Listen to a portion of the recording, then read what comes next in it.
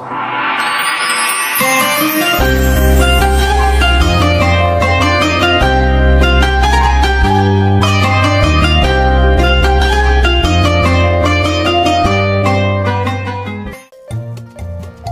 bismillahirrahmanirrahim. Assalamualaikum warahmatullahi wabarakatuh.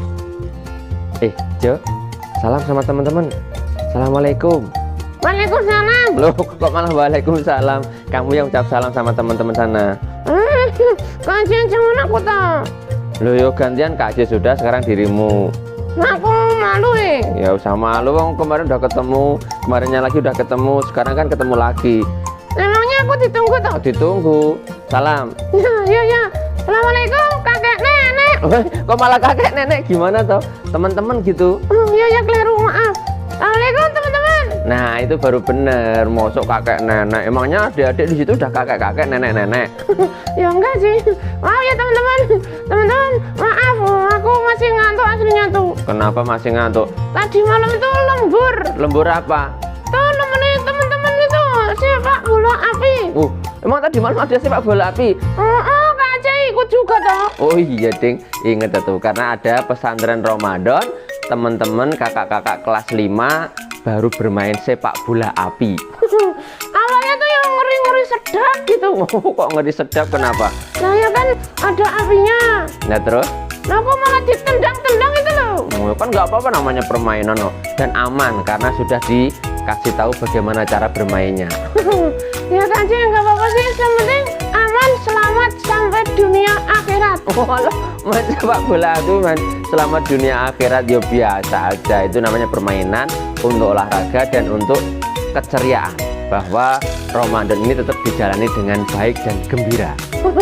Ya ding, sebelumnya juga sudah tadarus dulu toh. Iya, makanya sebelum main sepak bola api tadarus dulu tadi malam itu. Kenapa kok tadarus, Jo? Ya karena pengen baca Quran. Loh iya, kenapa kok harus baca Quran? Karena aku tahu. Apa? Itu loh, kalau baca Quran kan kemarin udah kita bahas. Apa? Satu huruf dinilai 10. Oh iya, masih ingat dirimu, Jo? Ya ingat dong, baca gitu loh. Iya. Hari ini kita mau ngapain ini, Jo? Ya cerita lanjutin loh. Sekarang nih udah di tengah-tengah Ramadan, udah mau nuzulul Quran. Kamu tahu nuzulul Quran? Tahu loh. Bejo itu udah diajari ya. Sama siapa? Sama guruku. Siapa gurumu? Itu kelas 2 Alkindi loh. Yang ngajari PAI siapa? Bu Fian. Kalau guru kelasmu? Bu Wiwi. Kalau 3 atirmu itu siapa? Bu Ria. Kok kamu tahu semua, Jo? Yalah, aku keliling kok. Kemarin kamu jadi pengawas itu ya? Bukan. Penilik kelas? Bukan. Terus? Pengintip kelas. Kok pengintip ya, bukan lah, Jo. Ini sekarang kita akan bahas tentang nuzulul Quran. Apa itu Kak Aceh? Loh, katanya kamu tahu, malah ganti tanya. Sekarang aja aku yang tanya-tanya aja ya. Ya, boleh. Anak-anakku, nuzulul Quran adalah malam di mana turunnya Al-Quran dari yang diberikan melalui malaikat Jibril kepada Nabi kita, Nabi Muhammad Sallallahu Alaihi Wasallam. Kapan itu terjadinya? Nah, kalau itu aku Kenapa kamunya? Ya aku agak lupa kapannya itu. Kalau itu agak inget banget itu. Tanggal 17 Ramadan. Malam 17 Ramadan. Ingat aku sekarang? Kapan? Malam 17 Ramadan. Oh iya betul. Waktu itu anak-anakku, Nabi Muhammad baru bersedih karena memang banyak cobaan, banyak gangguan yang menghalangi Nabi kita, Nabi Muhammad Sallallahu Alaihi Wasallam. Lantas seperti biasa, Nabi kita melakukan menyendiri, berkholwat untuk meminta petunjuk pada Allah Subhanahu Wa Taala. Dan waktu itu Nabi Muhammad menuju ke sebuah tempat yang dianggapnya tempat paling aman, nyaman dan sunyi. Di mana itu? Iya betul, di Gua Hiro.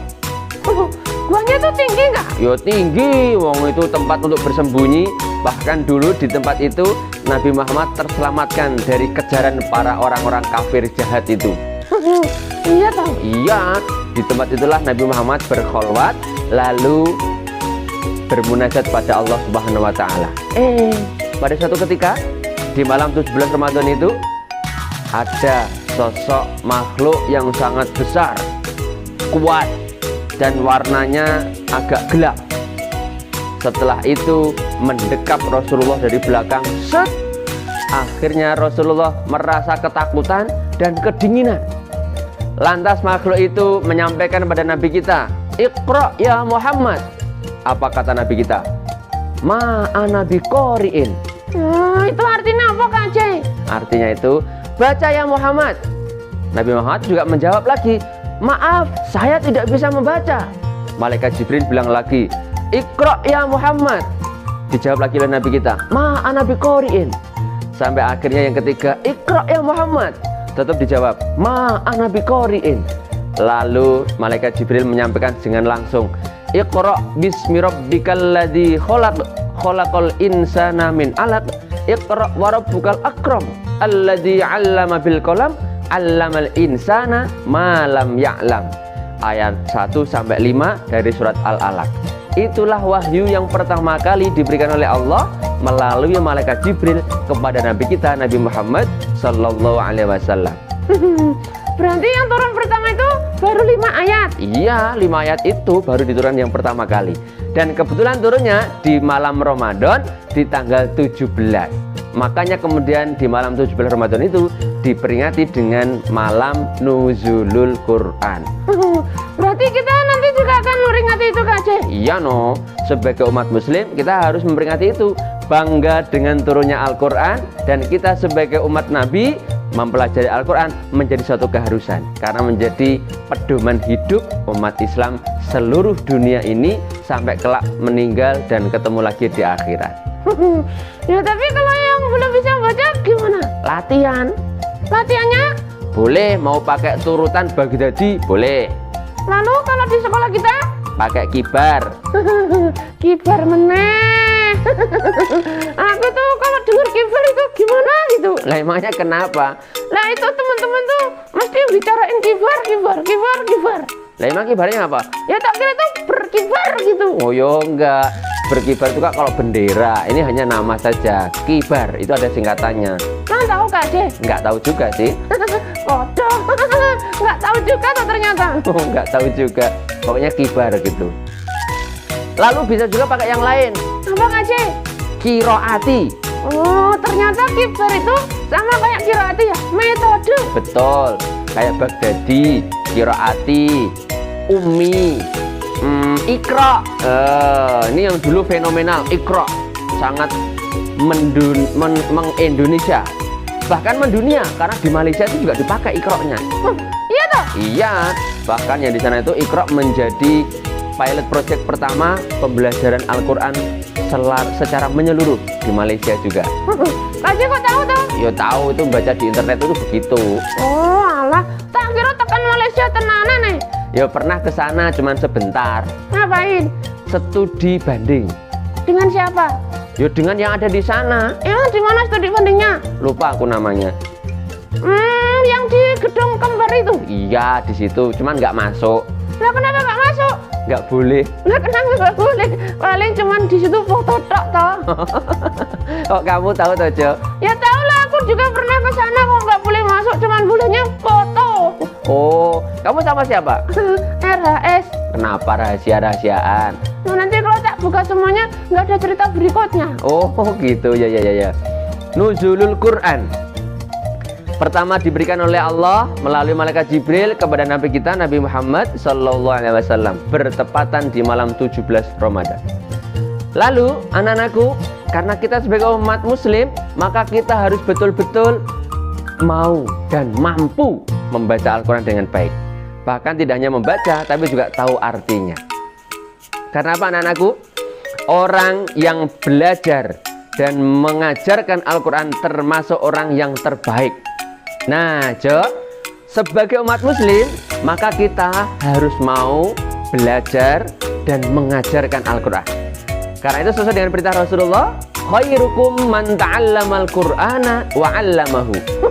Kok keren toh Kak Aceh? Yo keren no, itu hadis yang sangat heboh, sangat terkenal.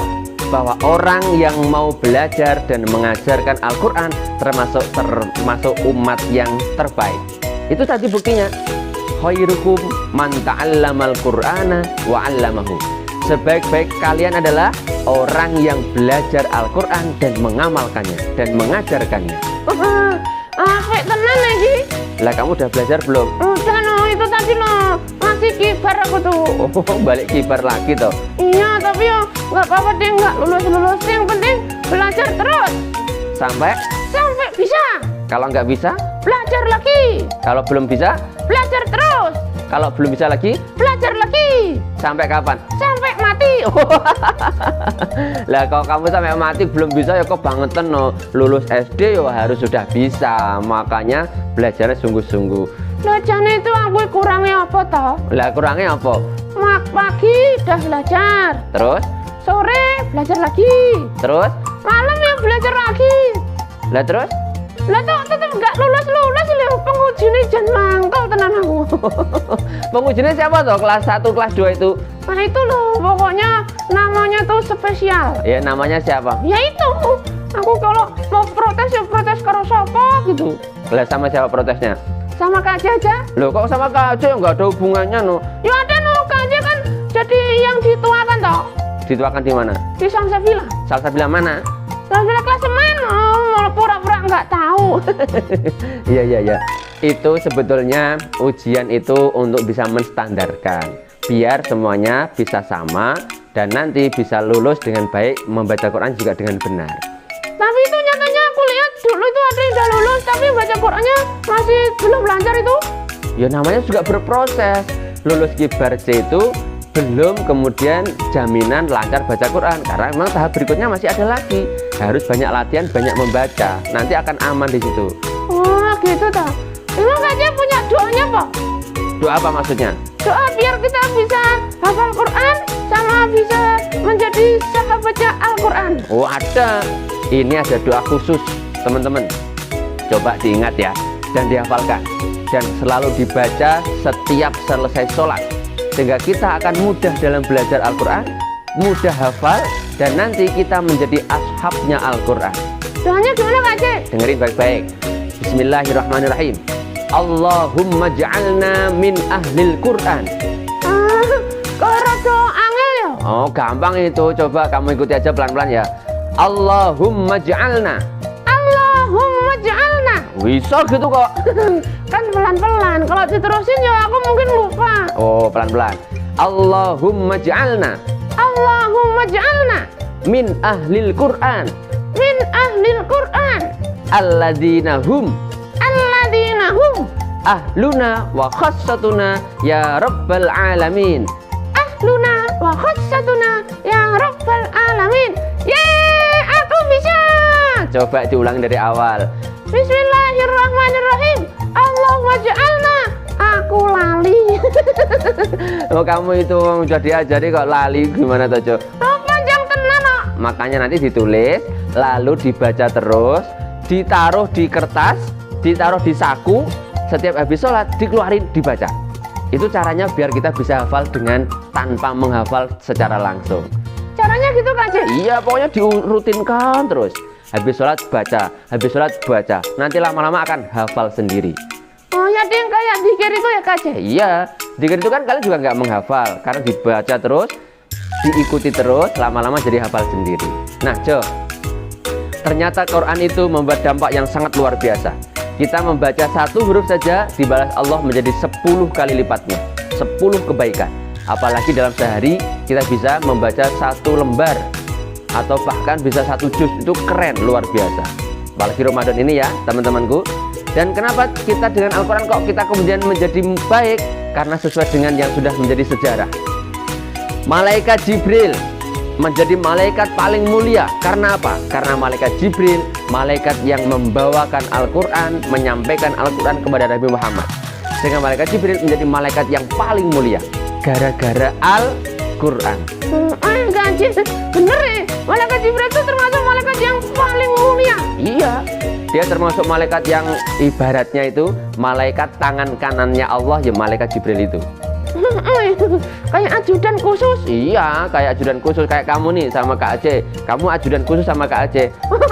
Lah aku diajak terus kok. Oh iya, kamu tuh ngelengket terus banget sama Kak Aceh kayak perangko. Nemplek no. Iya. Lalu berikutnya, Nabi. Nabi yang menerima wahyu Al-Quran, Nabi siapa? Nabi Muhammad. Dan Nabi Muhammad menjadi Nabi yang paling mulia, paling dikasihi oleh Allah. Karena kebetulan Nabi Muhammad lah yang menerima wahyu Al-Quran. Lalu bulan. Bulan yang di dalamnya terdapat diturunkannya Al-Quran. Bulan apa itu? Ramadan, betul. Maka Ramadan menjadi mulia, paling mulia gara-gara apa? Di dalamnya waktu itu turunnya Al-Quran. Maka anak-anakku, siapapun yang mau mengamalkan, mengajarkan, belajar tentang Al-Quran, yang di dalam dirinya ada Al-Quran, maka dirinya akan diangkat menjadi mulia oleh Allah Subhanahu wa Ta'ala. Apa tadi perintah dari Rasul kita? Apa yang dikatakan oleh Rasul kita?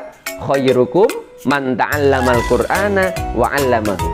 Maka kita jangan berhenti untuk belajar membaca Al-Quran, tidak berhenti belajar untuk mengerti artinya Al-Quran. Maka tafsir-tafsir dalam Al-Quran itu, tafsir Al-Quran bisa dipelajari lanjut. Dan kalian besok kalau lulus dari sini, dari Salsabila, boleh lanjut ke pondok pesantren sehingga akan lebih mendalami apa itu Al-Quran, apa tafsir Al-Quran, dan seterusnya.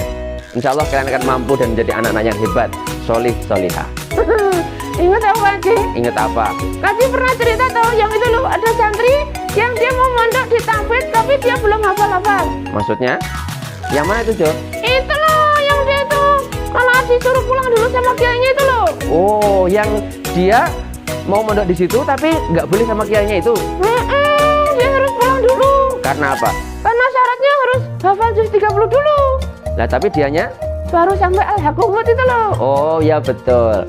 Tapi akhirnya karena kesungguhannya, ketekatannya yang kuat, dan satu lagi, dia ta'zim, hormat sama guru, sehingga Allah memberikan kemudahan, dia bisa menghafal Al-Quran dengan baik sampai akhir dia menyelesaikan dengan baik.